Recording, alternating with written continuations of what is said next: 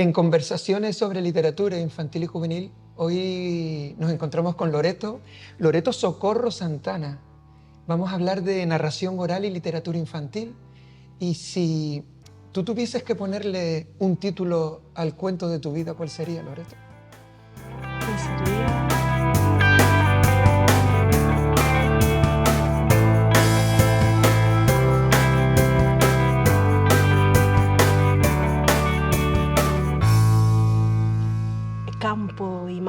Campo y mar seguro, Sí. porque es donde yo he crecido.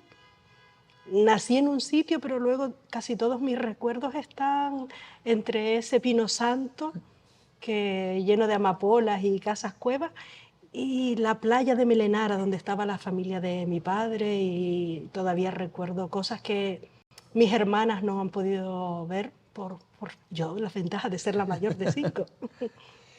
¿Cuándo descubriste que querías comunicarte con la narración? Que la narración formaba parte de ti.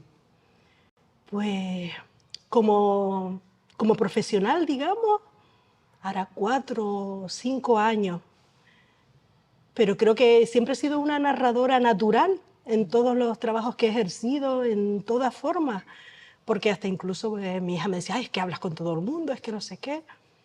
Pero fue eso, a partir de hace 4 o 5 años que escuché a alguien narrando para adultos y después me apunté a un curso de narración oral y dije, ay, pues si eso lo sé hacer yo. Bueno, pensaba que lo sabía hacer, porque después hay mucho que aprender. ¿Cuándo sabes que un relato puede ser narrado? ¿Cómo, qué hay? ¿Qué hace para que tú digas, uy, esta historia puede ser contada? No sé si hay algo en especial. Lo que sé es que me surge de forma espontánea, no lo analizo. Y hay cosas que voy a contarlas y hay que dedicarles tiempo, como algunos que son escritos, algunos literarios, que entonces me tengo que sentar mucho más, romperlo. Sin embargo, luego hay narraciones, sobre todo las que son tradicionales, o historias de mi cabeza loca, que salen de forma espontánea. Y sobre todo, lo único que noto es que si hay personajes, los personajes crecen y tienen sus propias ideas, y a veces cojo cosas de quien escucha, de chiquillos que a lo mejor meten algo durante el cuento, pero para, digamos, para elegir es lo que te quieres decir Sí, tú. sí. Sí, para elegir tiene que ser que, no sé qué técnica hay o qué magia, que según empiezo a contarlo fluye solo, sin tener que estarlo trabajando mucho antes. Yo también le echo la culpa a la magia, ¿no? Sí, Sí, ¿verdad? Ahí parece que hay relatos que están hechos para tu voz. ¿No sientes eso a veces? sí, muchas veces hay cosas. No puedo decir que haya relatos que rechace porque todo me gusta para leer o para otra cosa, pero hay algunos que me siento muy identificada con ellos. A lo mejor uno lo escuchó de pequeño o tiene que ver con las vivencias que uno va teniendo o con los sueños, porque hay cosas que no he vivido y sin embargo parece que son mías, como si tuviera escrito para mí o estará escrito para mí para miles más, pero sí. ¿Y cómo te acercas al relato? Antes dijiste de destrozarlo, me gustó esa palabra. Yo había preparado las preguntas y había escrito precisamente eso. Si te acercas al relato de fuera hacia adentro e intentas hacerte el hueco ahí, o es al revés, o es de dentro hacia afuera. Pero ¿cómo te acercas o lo sobrevuelas desde arriba y ves qué elementos puedes hacer más tuyo? ¿Cómo te acercas? Tú eres un hechicero más que un mago. Yo suelo hacer mucho esto que tú dices de sobrevolar, que una vez me preguntaron y digo, pues me gusta sentirme como si fuera un dron, un término moderno, ¿no? Sí. Y verlo desde arriba, ver todos los personajes como si yo estuviera de espía de un cuento, vigilando los movimientos que hacen unos, que hacen otros. Y entonces ahí ya me meto, pero es verdad que cuando empiezo a contar, intento vivir cada personaje, aunque no lo cuente en primera persona, vivir lo que ese personaje vive, aunque luego no lo diga, pero tú también como narrador sabrás que a uno le gusta saber a qué huele un cuento, cuando un personaje camina, pues qué flores ve, de qué colores son, aunque luego no lo diga, pero creo que si yo lo siento, más fácilmente lo puedo transmitir después. Claro. Es que precisamente, ¿no? ¿Cómo recibe, por qué todo ese trabajo personal es tan importante para el que escucha, que si son niños, que si son niñas, o un lector o un futuro lector, porque ese trabajo personal es tan importante para el que escucha el cuento. Porque es la única manera de transmitirlo, creo. Entonces, es un trabajo que no se ve, pero también un trabajo con el que yo disfruto. No se ve, pero es importante que viajes a ese lugar, que si cuentas un cuento de un gigante, sientas que el gigante está ahí, que lo veas. A mí me gusta también ubicarlo todo aquí en la isla, soy muy canariona. Y a lo mejor cuento un cuento de gigantes de Noruega, pero yo los pongo en Tirajana, porque es que aquí también habían gigantes, ¿no? Y me gusta darle ese punto. Y sobre todo eso, sentir que es real. Un poco friki, pero No, yo creo en el multiverso, así que ¿por qué no puede ser real ese cuento que yo estoy contando en alguno de los multiversos? Y si yo siento que es real y yo no me asusto, pero siento el miedo, no me enamoro, pero siento el amor, no huelo las flores, pero sé que están ahí, pues claro, más fácilmente llega. Y me imagino que debe ser que es sacar mucho de mi niña, de mi Marilori. sí. ¿Y en qué se parece ese lenguaje oral, esa literatura oral a la literatura escrita? Yo creo que tienen muchísimos puntos en común, pero hay algunos que son esenciales. Para ti, ¿qué elementos son esenciales entre los dos lenguajes, entre el oral y el escrito? Pues, como te dije, transmitir, Porque a un chiquillo se le conecta muchísimo, sí. ¿no? Y a un adulto también, ¿no? ¿Por qué esas conexiones tan fáciles? ¿Por qué crees tú? Yo creo que, no sé si la palabra dirección es la correcta o que sea como un camino, como cuando aprendimos en el colegio, lo primero de todo, de sujeto, verbo, predicado, que haya un inicio, que haya un desenlace, que sabes cuándo empieza y cuándo acaba. Entonces, a lo mejor la literatura más, no más simple, a lo mejor esa palabra no es la más adecuada, pero la que es más clara, más diáfana, eso es lo que mejor conecta. Y después le puedes meter muchas cosas, pero si dentro de la narración oral, creo yo, hay demasiados personajes, te pierdes un poco, por lo menos y supongo que para empezar a leer es igual. Sí, Entre más simple sea el relato, que no significa que no tenga valor, puede ser un relato maravilloso, pero que, sencillo. claro, que veas por dónde va y que no hayan 40 personajes como en una novela de Márquez, sino que sepas quién hace cada cosa, cómo va a funcionar. Y por supuesto, si hay sorpresas, mejor, pero que tenga eso, que tenga un problema, que luego se resuelva también, que no sea plano. Así que yo creo que sí, que si hay claridad, funciona bastante bien. ¿Qué significa? Porque te estaba escuchando y me estaba viniendo una palabra a la cabeza, que es la honestidad. Cuando le damos un relato cuando compartimos un relato con alguien, da igual la edad que tenga, buscamos siempre que ese relato uno siente que es honesto con lo que uno siente, con lo que uno piensa, con cómo ve el mundo. Uno se siente como reconfortado, a veces contrariado también, pero siente que en ese relato hay honestidad. ¿Pasa lo mismo en la narración? ¿Pasa lo mismo cuando tú estás contando un cuento? Totalmente, sí, es lo que hablábamos antes también. Yo intento ser yo misma y cuando escucho a la gente relatar y le ves que le brillan los ojos, no solo se lo ha creído, sino me está dando algo de esa persona. Y claro, yo puedo gustar o no, pero siempre voy a ser yo misma, a ser honesta, a dar esa parte de mí, como también he leído en algún sitio, luego lo he experimentado yo, que los cuentos tienen también mucho de la memoria autobiográfica. Entonces yo también de mis recuerdos y de todo lo que he vivido, meto a la hora de narrar y creo que eso también ayuda a conectar, porque a lo mejor muchos recuerdos míos conectan con algunos tuyos. Y eso ayuda, es como una soga que tira uno Y mira, para, sí, para que el público venga y viva el cuento también. Pero sí, ser uno mismo no impostar. Yo he hecho poco teatro, pero lo que he hecho es totalmente distinto, porque el teatro te aprendes el papel y no sales de ahí, incluso la posición está marcada y la narración oral está más viva. Te traes al público, lo puedes cambiar un poco según cómo veas que está funcionando o no.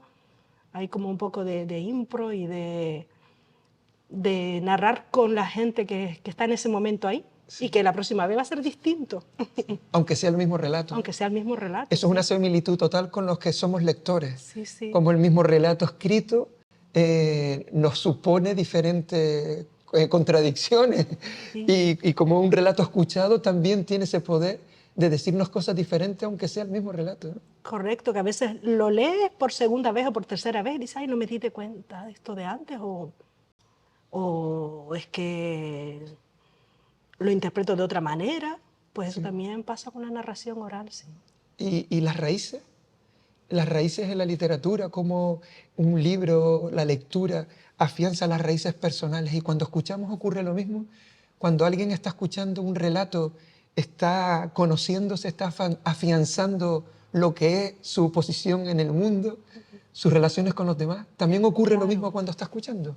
Claro, también, por eso, quizás por eso sea que entre más pequeños más veces quieren que le cuente el mismo cuento, que se lo cuente una y otra vez, porque es una forma de, como tú dices, de ir afianzando todo o de conocer cosas a través de los cuentos, pero quieren volver a conocerlas.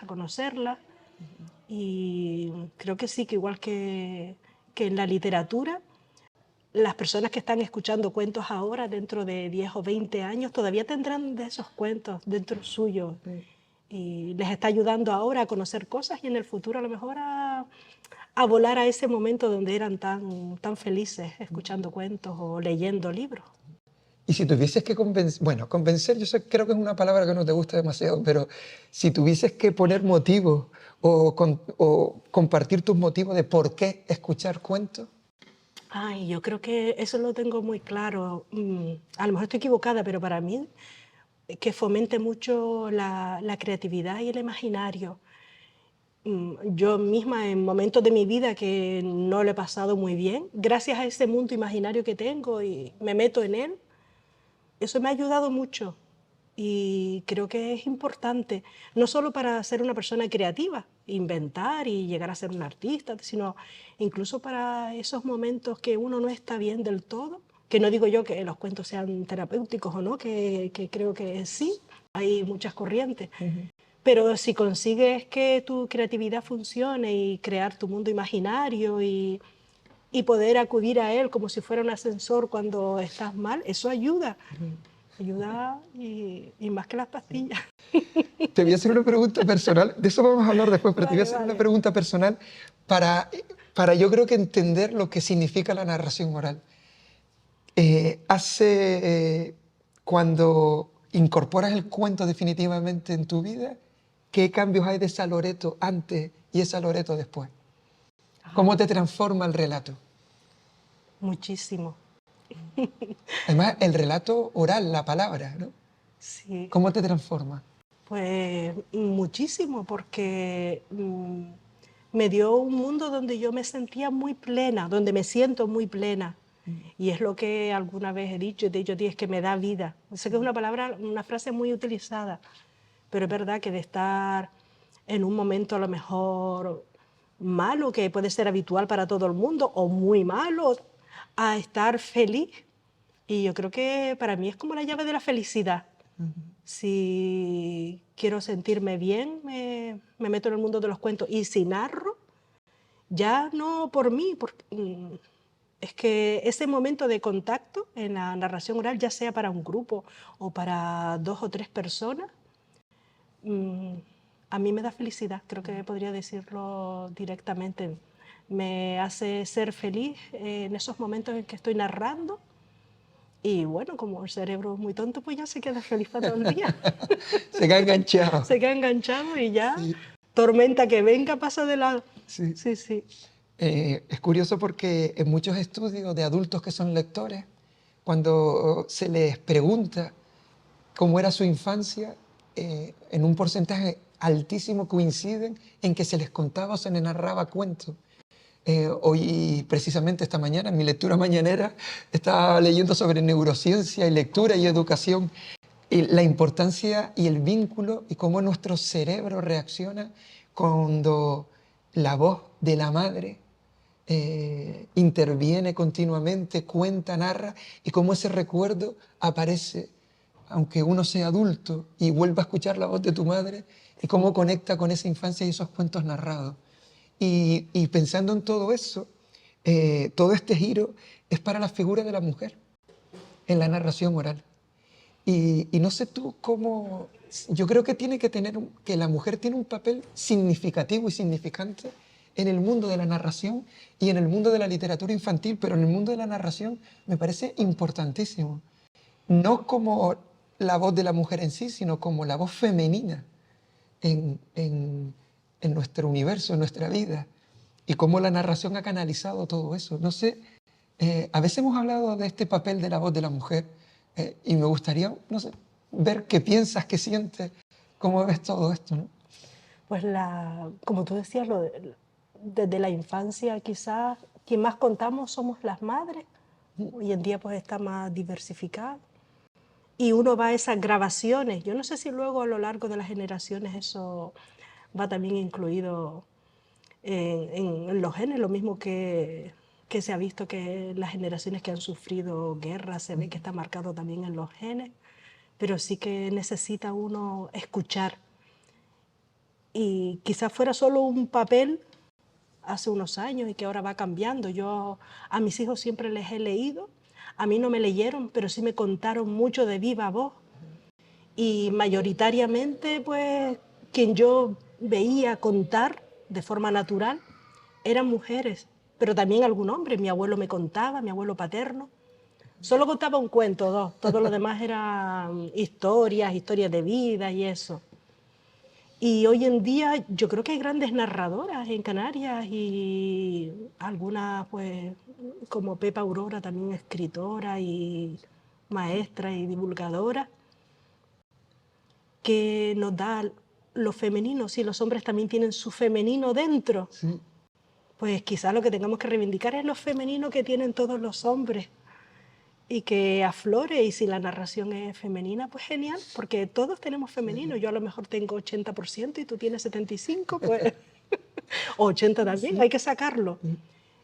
Y supongo que como la madre tierra, como madre sol, que nos da los nutrientes, el calor, la vida, pues la narración tiene que seguir fluyendo, da igual que sea voz femenina, voz masculina, pero con eso que uno asocia a la maternidad, el abrazarte, el refugio, porque las criaturas escuchan muchas veces justo antes de acostarse, y como dice un amigo mío, no para que se queden dormidos, para mantenerse despiertos. Sino para mantenerse despierto. Sí, así Sí, que viva la narración y el contar sí. en voz femenina de hombres y de mujeres. Sí. Nos No cuesta sé más. si te respondí Sí, o me claro. enrollé, No, pero... no, no, no, perfecto. Pero a mí se me ocurre, no sé, ¿nos cuentas algo?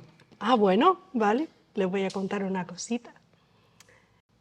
A mí me contaron que hace muchos, muchos años, bueno, en la época en que todavía los seres humanos hablaban con las plantas, con las rocas, imagínate el tiempo que hace, había una serie de personas que eran cazadores de estrellas y muy bueno, se formaban muy bien. Tenía que tener una vista increíble porque había que ver de noche durante muchas horas para ver qué estrella era la mejor para cazar, porque tenían que elegir además. A veces le pedían estrellas rojas, que son las que sirven para calentar la casa, para guisar. Otras veces le pedían estrellas amarillas, que esas estrellas son las que ponían pues dentro de una calabaza hueca y era para alumbrar las noches. Y alguna que otra vez estrellas azules. Las estrellas azules parece que no sirven para nada, pero sí son para decorar.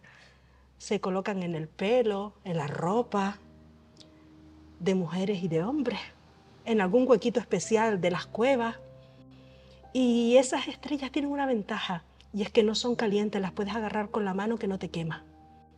Bueno, pues estos hombres iban cazando por el mundo, porque mayoritariamente eran todos hombres, Tenían un arco especial, una flecha, y atada a la flecha una cuerda de hilo de pita. Y allí tiraban y cazaban la estrella. Uno de ellos, el más fuerte, el que se planteaba retos más importantes, decidió ir a buscar a una estrella azul, pero no una cualquiera, quería la más brillante de todas, porque quería conquistar a su amor y regalársela. Así que se puso la talega, metió dentro un pisco de pan y de queso y empezó a andar, a andar, a andar. Bueno, subió un montón de montañas, bajó a barrancos, cruzó ríos, pero nada, no encontraba esa estrella, mirando todas las noches al cielo. Vio pueblos y gente que no sabía ni que conocía, escuchó lenguas que no entendía, salvo por signos. Comió comida nueva, pero no encontraba la estrella. Hasta que un día, sentado a la orilla de un río, ¿qué crees que pasó? Ahí estaba, el lucero más brillante del universo. Así que cogió el arco, la flecha y empezó a tirar de la estrella. Una estrella azul preciosa, tan bonita que se quedó toda la noche mirándola perplejo. Y por la mañana la guardó en el bolsillo. Y se fue de vuelta, pues, a buscar a su persona amada.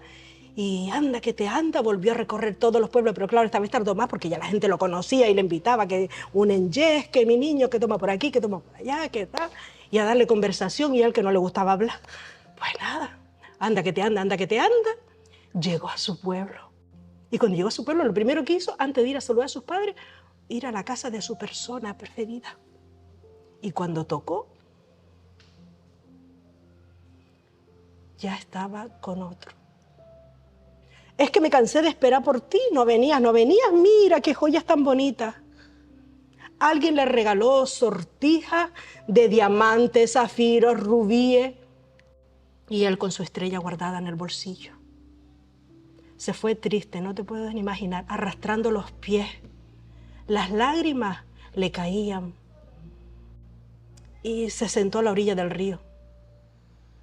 Y allí suspirando, suspirando, empezó a sentir un calorcillo y sacó su estrella. Su estrella fría estaba un poco cálida, un poco como muriendo. Y aquel cazador de estrellas, que tenía un corazón enorme, pensó que lo mejor era devolverla al cielo. Así que la ató y la tiró. Y allí todavía está esa estrella brillando. Pero no solo brilla allí, cuentan que esa noche él soñó que la estrella venía hasta él y le decía: deja de cazar a mis hermanas y tendrás un premio. Cuando se despertó por la mañana, el día era soleado, primaveral, pero de repente escuchó como una tormenta y justo delante de él cayó un rayo que quemó a un árbol y una rama incandescente. La agarró y la llevó hasta su pueblo. A esa cosa que bailaba la llamó fuego. Y volvió a hacer la ruta que había hecho hace muchos años, repartiéndolo por todas las aldeas del mundo. Y todavía hoy en día cuentan que los cazadores de estrellas se olvidaron de que un día tenían flechas y arcos, pero no se olvidaron de mirar al cielo. Y colorín colorado, este cuento ya se ha acabado. Muchas gracias. De nada, gracias a ti. Sí, esto nunca lo habíamos hecho en las conversaciones. Nunca le hemos pedido a un escritor que nos lea O que escriba un libro o que escriba sobre la marcha, ¿no? Pero Bueno. estábamos hablando de la honestidad y yo creo que la mejor manera de saber lo que es la narración oral y la relación con la literatura, pues es escuchando, es escuchando. Para todo una primera vez. Todo hay una primera vez. Estamos terminando, pero quería preguntarte, antes de casi irnos, si te sientes como una cazadora de estrellas cuando vas al materno a contar cuentos. ¿Y qué pasa ahí?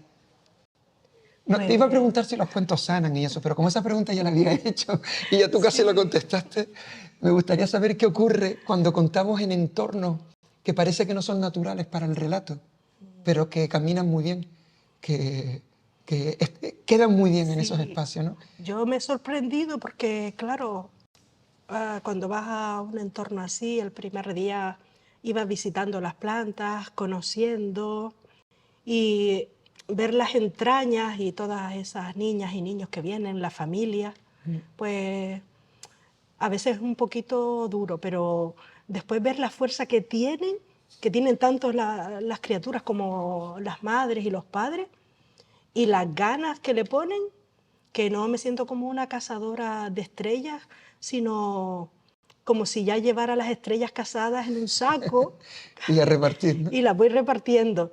Y la verdad es que estoy muy agradecida porque creo que me llevo cada vez que voy mucho más de lo que llevo en mi saquito de estrellas.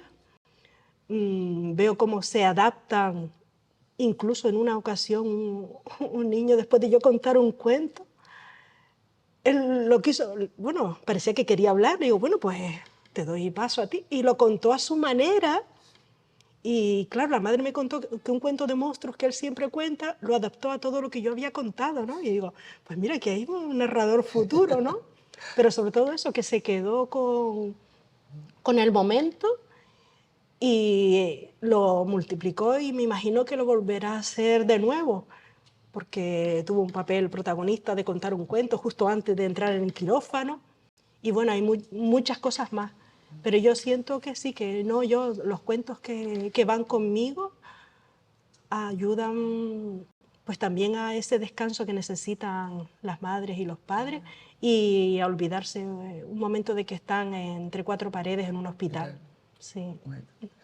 Mira, a ver si te parece, para terminar, yo te digo algo y lo vamos completando, ¿vale? A ver, Vale, por vale. ejemplo, eras una vez que El sol. el sol. Ahora tú dices lo que quieras y yo digo lo de colorín colorado. A ver, por ejemplo, ¿Vamos a hacer un cuento? casi. Bueno, Pero yo pues solo digo el colorín de colorado. eso tenemos experiencia. Alguna.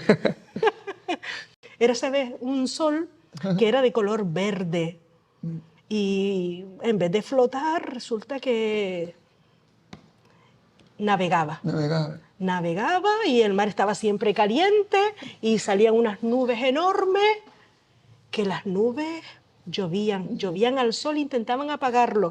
¿Y qué hacía el sol? Se va a Y poner. volvía a creer nubes. Y cada vez había más nubes y menos sol, hasta que las nubes se juntaron todas, cogieron un libro maravilloso que decía, érase una vez un sol, y Y colorín colorado, este cuento se ha acabado. Y como nos gustaría seguir leyendo tu libro, para saberlo, y para terminar, ¿qué personaje de cuento te gustaría ser? pues O convertirte. me gustaría ser, te iba a decir una Heidi, pero no, porque, Nadie. a ver, siempre me he sentido muy vinculada a esa figura rural, aunque yo naciera en Telde y vivo en Las Palmas, pero me gustaría ser cualquier, con el mayor respeto del mundo, cualquier persona toleta de campo que disfruta de la vida y cuenta, pero así, sin muchas preocupaciones. Me gustan siempre todos esos personajes que parecen simplones, y me identifico yo mucho con eso. De hecho, que mi madre muchas veces me dice, ay, qué toleta eres.